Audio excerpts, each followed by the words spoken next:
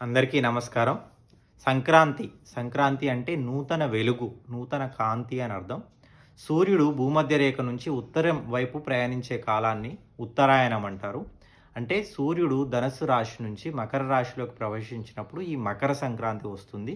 ఇది పుణ్యకాలంగా భావిస్తారు. అంటే దేవతలు మేల్కొనే సమయంగా భావిస్తారు. అందుకే పురాణాల్లో కూడా భీష్ముడు అంపశయ్య పైన ఉత్తరాయణ పుణ్యకాలం వరకు వేచి ఉండి తర్వాత తనువు చాలిస్తారు.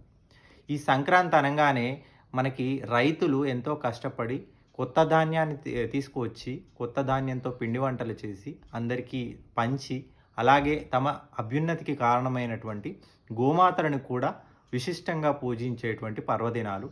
ఈ సంక్రాంతి అనంగానే మనకి భోగి మంటలు, భోగి పండ్లు, పిండి వంటలు, గాలిపటాలు, గొబ్బెమ్మలు అన్నీ గుర్తొస్తాయి. ఇది చాలా సంతోషంతో చేసుకునేటువంటి పండగ.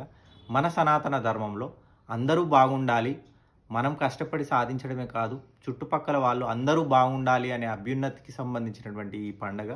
అందరికీ మంచి జరగాలని కోరుకుంటూ సంక్రాంతి శుభాకాంక్షలు.